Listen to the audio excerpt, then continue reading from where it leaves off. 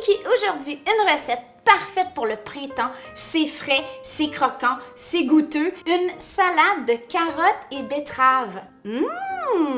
Bienvenue chez La Petite Bête. On est une belle famille de gourmands. On a plus de 350 vidéos à rattraper. Alors si vous avez faim, vous êtes à la bonne place.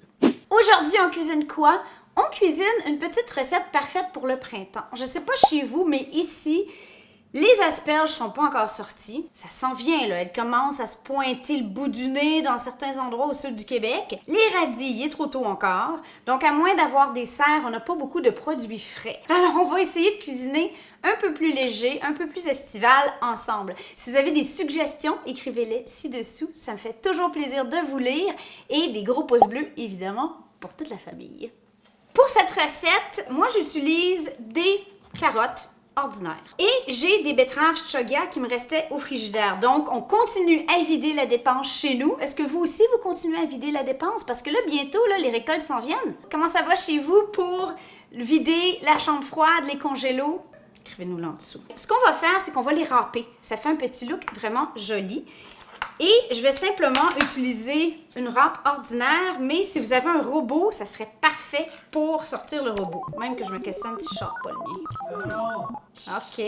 Chérie déteste laver les équipements, les appareils culinaires en général. À moins de faire des grosses quantités, souvent je le fais à la main pour éviter de décourager mon chéri. C'est ça la vie de couple, faut faire des concessions. Évidemment, les épluchures de carottes, on continue à les mettre dans un sac au congélo pour quand on fait des fonds, des bouillons, etc. Donc, vous voyez, moi, il est là. Je ne sais même pas ce qu'il y a dedans.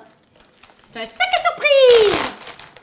Hop, clairement, il y a du poulet. En fait, c'est juste du poulet, lui. Bon, c'est bon le carotte avec les poulets, oh!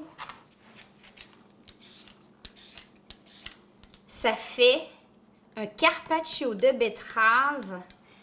Tellement beau. Je sais pas si vous avez vu dans mes photos Instagram de Pâques. Si jamais vous aimeriez ça avoir ma recette de carpaccio de betterave, je veux plein de oui. Oui, le carpaccio, oui, en commentaire en dessous. Maintenant, les carottes. On va mettre l'équivalent de environ 1 pouce de gingembre frais que je vais passer à la microplane parce que croquer dans des morceaux de gingembre, c'est pas super agréable. Ici, j'ai des graines de moutarde noires. Vous pourriez toutefois utiliser des graines de moutarde ordinaires. Je vais mettre une cuillerée à table et une cuillerée à thé de graines de cumin. Là, je sais qu'il y en a qui détestent le cumin, mettez-en pas, hein? C'est pas compliqué. Et je vais mettre, parce que j'en ai, mais honnêtement, si vous en avez pas, achetez-en pas, des graines de nigel. Pourquoi est-ce que j'ai des graines de nigel? Parce que vous connaissez Ottolenghi. Il y a plusieurs livres de recettes. Ces recettes sont vraiment fabuleuses. Ça, c'est le petit dernier. J'ai pas encore cuisiné de ces recettes de celle-là. Toujours est-il que Ottolenghi est très fan des graines de nigel, alors il a fallu que j'en achète pour ces recettes. On va tout faire griller ça jusqu'à temps que ça fasse pop, pop, pop comme du popcorn.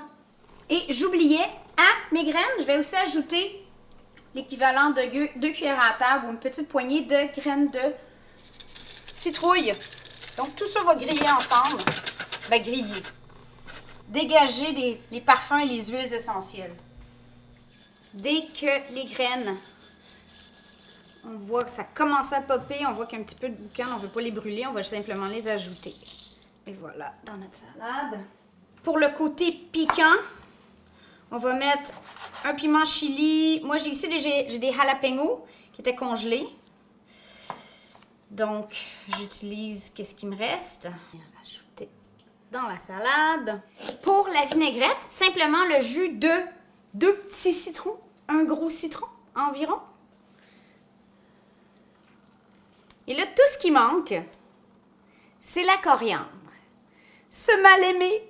J'ai fait un sondage Instagram il n'y a pas longtemps, puis je demandais aux gens si, pour eux, la coriandre, c'était délicieux ou ça goûtait le savon. Et honnêtement, là, c'est surprenant. Au moins 30% d'entre vous trouvent que c'est épouvantablement pas bon. Et vous savez pourquoi? Parce que c'est génétique, en fait. Hein? Donc, si vous détestez la coriandre, évidemment, pas besoin d'en mettre. Vous pourriez mettre du persil. De la menthe serait très, très bon. Ça serait une belle alternative. Donc, je vais arrêter parce que Chéri, lui, il déteste pas, mais c'est pas l'amour fou non plus, là. Ah! Et là, on va venir combiner tout ça. Ah, il manque l'huile d'olive. 2 cuillères à table, environ. Et pour le petit côté sucré, 1 cuillère à table de miel ou, moi, j'ai du sirop d'érable. C'est la saison de l'érable, alors go! Et le sel, donc une bonne pincée de sel. Là, on va venir combiner tout ça.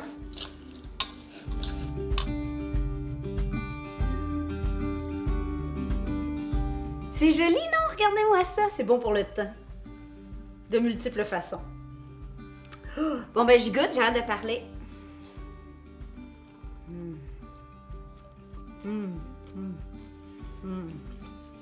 Ça serait une salade parfaite en accompagnement. Oh, savez-vous qu'est-ce qui serait bon là-dedans aussi? Des avocats. Oh, j'avais pas pensé.